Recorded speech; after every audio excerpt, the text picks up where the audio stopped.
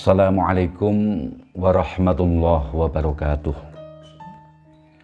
Alhamdulillah alladzi 'allamana bil qalam, 'allamal insana ma lam ya'lam. Wassalatu wassalamu ala sayyidil anam wa ala alihi wa sahbihi alladina yatamassakuna syari'atahu ila daris salam. Amma ba'd. Faqala Allah Ta'ala fi kitabihil aziz, a'udzu billahi minasy syaithanir rajim. Bismillahirrahmanirrahim. Ya ayyuhalladzina amanu kutiba alaikumus siyamu kama kutiba alal ladzina min qablikum la'allakum tattaqun. Al-ayah.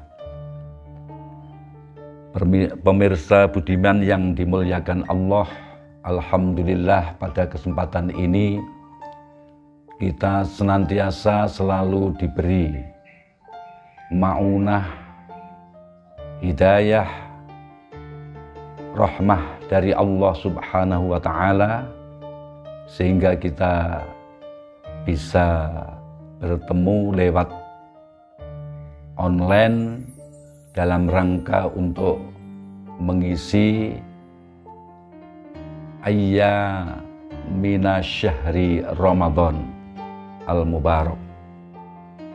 Mudah-mudahan kita nanti oleh Allah juga dipertemukan lagi bulan Ramadan yang akan datang.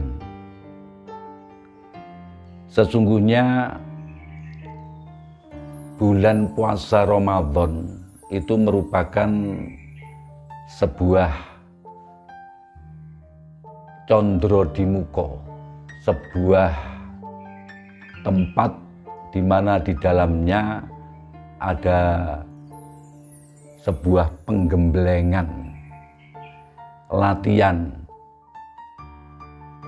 untuk menguatkan ketakwaannya, di samping juga untuk membentuk karakteristik maupun spiritual yang ada pada dirinya. Sehingga ketika usai dari penggemblengan dalam kawah condro di muka ini, yaitu pada bulan Ramadan, akan menghasilkan sebuah ketakwaan yang sesungguhnya. Ini sebagaimana yang difirmankan Allah Subhanahu wa Ta'ala. Tadi saya sebutkan Bismillahirrahmanirrahim. Ya ayyuhalladzina amanu kutiba alaikumus siyamu kama kutiba alal ladzina min qablikum la'allakum tattaqun. Khitabnya itu adalah spesialis orang-orang yang beriman. Jadi orang yang memiliki keyakinan, yang memiliki ainul yakin, yang memiliki hakul yakin. Maka tingkatannya orang yang berpuasa itu pun beda-beda. Tingkatannya orang awam, tingkatannya orang yang khusus, tingkatannya orang yang khawasul khawas. Nah, ini tingkatan yang paling tertinggi. Maka di dalam konteks berpuasa itu adalah ada semacam keimanan yang ada hubungannya dengan tiga tingkatan: yakin, ainul yakin, kemudian hakul yakin. Nah, ini kalau belum mencapai pada tingkatan yang dikehendaki dalam konteks yang lebih tinggi, maka otomatis harus mengikuti tingkatan-tingkatan yang ada dalam konteks berpuasa itu. Para pemirsa yang dimuliakan Allah, oleh karenanya dalam berpuasa itu ada ketentuan syar'i yang memang juga sudah diketahui oleh banyak kalangan, baik dari kalangan orang yang muslim, orang yang beriman, maupun dari kalangan yang selainnya. Jadi itu istilah maklum dzaruri. Jadi kutiba alaikumus syamu kama kutiba alal ladzina min qablikum, di mana umat-umat para nabi sebelum baginda Nabi besar Muhammad sallallahu alaihi wasallam itu juga diwajibkan untuk melaksanakan puasa. Tapi syariatnya beda. Kanjeng Nabi 1 bulan, kira-kira kurang lebih. Ya mungkin kalau kadang kurang 29 hari, kadang diistiqmalkan 30 hari. Kemudian ada yang umatnya Nabi itu ada yang 60 hari, ada yang 40 hari. Jadi tidak sama. Alal ladzina min qablikum la'allakum tattaqun, karena supaya kalian itu bertakwa. Jadi kalau sudah darajat takwa ini luar biasa dalam hidup dan kehidupan mereka. Jadi kalau saya melihat dalam sebuah tafsir Al-Quran, itu disebutkan bahwa takwa itu ada yang mengatakan yadhkuru wala yangsa, orang yang selalu mengingat kepada Allah dan tidak lupa kepadanya. Kemudian yang kedua adalah yuti'u wala ya'si, orang yang selalu taat kepada Allah dan orang tidak bermaksiat kepadanya. Yuti'u wala ya'si. Yang ketiga adalah yashkuru wala yakfur, orang yang selalu bersyukur kepada Allah dan tidak kufur kepadanya. Dan ini memang harus dikawal, dijaga, dan sebelumnya perlu ada latihan yang kontinu. Itu adalah yang dimaksud dari puasa. Jadi banyak ini, kalau ada pendapat ulama mengatakan begini, ata Ramadhanu mazra'atan lil ibad. Jadi Ramadan datang itu adalah sebagai sawah ladang bagi para hamba-hamba Allah. Jadi kemudian yang dikatakan berpuasa itu ya untuk membersihkan hati. Jadi untuk membersihkan hati. Jadi sebagai sawah ladang hamba Allah dan juga dijadikan untuk membersihkan hati. Jadi kalau di waktu bulan Ramadan yang kita ibaratkan taubahnya seperti tamu yang agung, itu harus ada semacam penyambutan yang luar biasa, pengawalan yang luar biasa, kemudian tidak boleh diabaikan, tidak boleh ditinggalkan, tidak boleh dibiarkan kita terlewat begitu saja dengan adanya bulan suci Ramadan ini. Berarti kita sia-sia dalam keseharian pada bulan Ramadan.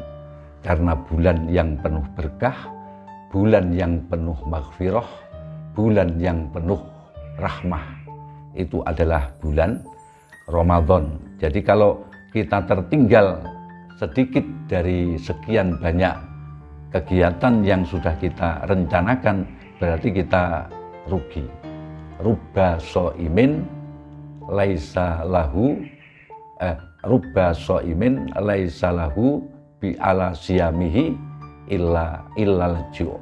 Jadi banyak sekali orang yang berpuasa, atas puasanya itu sia-sia. Jadi tidak mendapatkan apa-apa. Itu sering yang dilakukan oleh orang, perasaannya, kondisinya dia merasa sudah banyak, sudah memiliki sudah memiliki ketentuan untuk melaksanakan kebaikan, meningkatkan kualitas spiritualnya, tapi karena tidak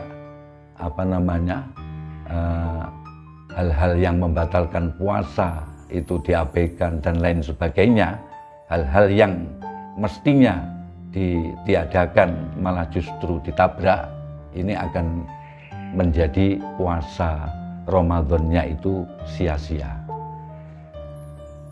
Selanjutnya, banyak faedah orang yang melaksanakan puasa itu, utamanya puasa di bulan Ramadan. Sebab puasa itu adalah merupakan ta'atun lillah, ketaatan kepada Allah. Jadi kalau khitab dalam ayat itu ada semacam amanu, berarti beriman kepada Allah. Berarti tidak berlaku kepada orang-orang yang tidak beriman. Ini bedanya seperti itu. Mengapa demikian? Tidak akan pernah iman kepada Allah, iman untuk menjalankan puasa, tidak akan pernah terjadi keimanan itu kemudian orang itu menjalankan puasa. Kalau orang yang menjalankan puasa berarti orang itu pasti beriman, gitu loh. Nah ini makanya ta'atun lillahi ta'ala, jadi ketaatan kepada Allah subhanahu wa ta'ala. Yusabu alaiha al-mu'minu sawaban maftuhan la hududalahu.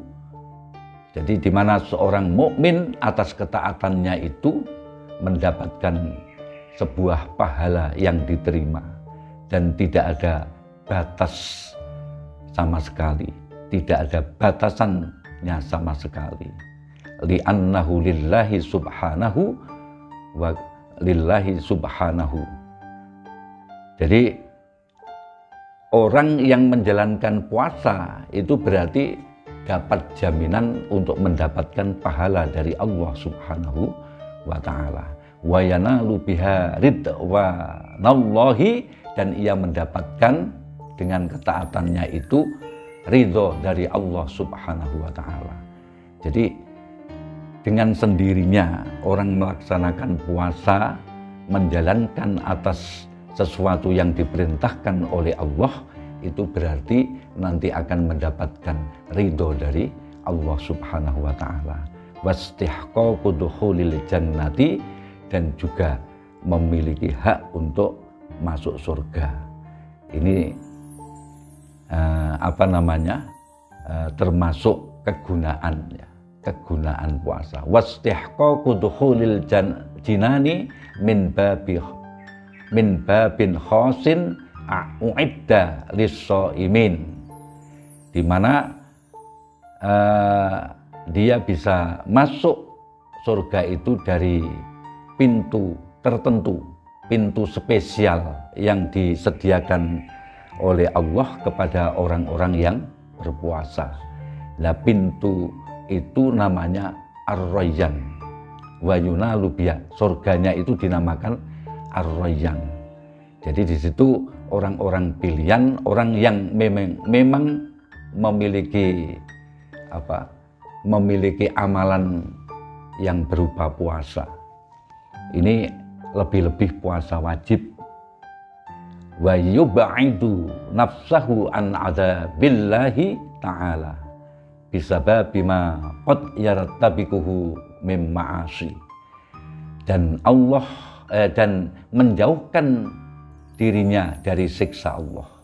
Jadi kalau orang yang berpuasa itu kayak ada orang yang menjaga, ada yang menjaga bahwa dirinya tidak boleh melakukan ini itu, kemudian dirinya boleh melakukan ini dan itu kayak ada hidayah yang ditunjukkan oleh Allah supaya orang itu jangan sampai terperosok kepada sebuah kemaksiatan. Wa yub'iduhu nafsahu min adabillahi ta'ala bisababi ma qad yartakibuhu mim ma'asin, dengan alasan kemaksiatan yang kadangkala ia lakukan. Jadi itu oleh Allah dihindarkan semuanya. Wa huwa kaffaratun lidzunub min amin li akhir, dan puasa itu adalah pelebur dosa-dosa dari satu tahun ke tahun yang lain. Selanjutnya, wabit ta'ati yastaqimu amral mu'mini alal haqqi alladhi syara'ahu Allahu azza wa jal, dan juga dengan ketaatan. Wabit ta'ati, dengan ketaatan di mana dia bisa meluruskan urusan orang mukmin. Yastaqimu amral mu'mini, maksudnya puasa itu bisa meluruskan urusan orang-orang mukmin atas kebenaran yang diperintahkan oleh Allah Subhanahu wa taala. Jadi kalau kita mau menceng gitu ya, kalau memiliki substansi puasa yang telah dilakukan, itu oleh Allah akan dituntun, diarahkan, dikasih hidayah, sehingga apa yang dibuat target itu fokus akan menjadi target yang sesuai dengan cita-citanya. Tapi kalau tidak pernah menjalankan puasa, apalagi puasa wajib, itu apa yang dijalankan itu tidak ada filternya. Jadi seolah orang tidak mengetahui bahwa ini baik, ini jelek, ini hak, ini batil, ini ada kezaliman, ini ada keadilan, nggak bisa membedakan. Sebab apa? Syahwatnya itu lebih besar daripada akalnya.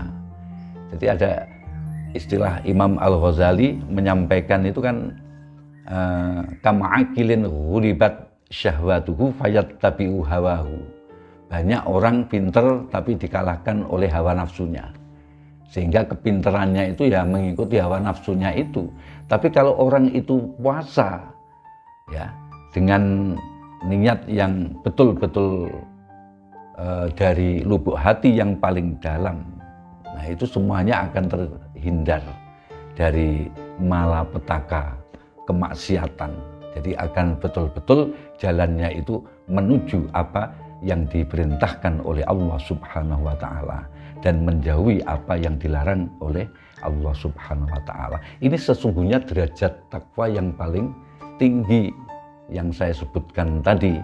Kalau orang sudah mencapai titik itu, maka kebahagiaan dunia maupun kebahagiaan akhirat akan didapatkan.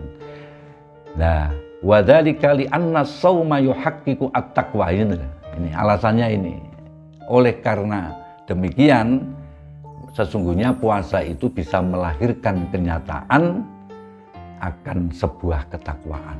Jadi orang bisa bermula dari puasa, ini akan melahirkan ketakwaan pada dirinya sendiri.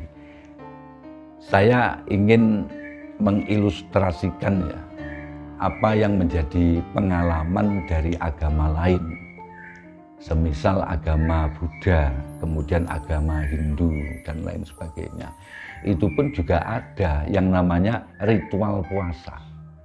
Tapi kalau puasanya ya jelas nggak sama, syariatnya beda.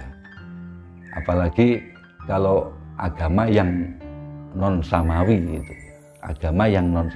Jadi intinya kalau puasa itu kalau memang betul-betul yang bersangkutan ingin melaksanakan dengan ikhlas, dilaksanakan dengan sepenuh hati, dilaksanakan dengan konsisten, pasti itu nanti akan membuahkan derajat yang paling tinggi, yaitu darajatut taqwa. Imtisalu awamiril ilahiyati wajtinabun nawahi. Jadi menjalankan hal-hal yang diperintahkan oleh Allah dan menjauhkan segala hal yang dilarang oleh Allah. Jadi ini sesungguhnya banyak yang yang berkaitan dengan fungsi puasa ini. Nah, ini hanya satu dari sekian ayat yang ada di dalam Al-Quran yang awal muqaddimah sudah saya sebutkan tadi. Hadirin hadirat yang dimuliakan oleh Allah, bahwa puasa yang dilakukan oleh umat Islam ini sebagaimana puasa yang diwajibkan pada bulan suci Ramadan. Kemudian juga banyak puasa-puasa sunnah yang disunnahkan oleh Allah Subhanahu wa Ta'ala melalui baginda Nabi besar Muhammad SAW. Di antaranya puasa Rajab, ada puasa Asyura, ada puasa puasa Sya'ban, gitu, dan lain-lain. Banyak puasa-puasa sunnah, puasa Senin, Kamis, puasa Daud, dan lain sebagainya. Itu kalau diamalkan, luar biasa. Jadi menjadikan manusia yang betul-betul punya keseimbangan. Nah, sebetulnya ini kalau diungkapkan ya dalam konteks kekinian, hubungannya dengan moderasi beragama dari aspek pendidikan, dari aspek hukum dan lain sebagainya, itu sangat relevansi. Nah, puasa ini termasuk salah satunya gitu, untuk supaya orang itu menjadi satu keseimbangan antara satu dengan yang lain, antara laki-laki dan perempuan, antara baik dan buruk, antara zalim dan adil. Itu nanti akan menjadi keseimbangan. Jadi orang bisa mencari dan bisa menempatkan sesuai dengan muatan budaya lokalnya. Jadi harus memahami betul peta yang ada di masyarakat. Nah, ini luar biasa yang bisa dilakukan. Paling tidak puasa Ramadan ini menunjukkan ya madrasatun khuluqiyatun kubro. Jadi sebuah madrasah atau penggemblengan karakteristik yang agung. Yatadarrabu fiha al-mu'min ala khisalin katsirah.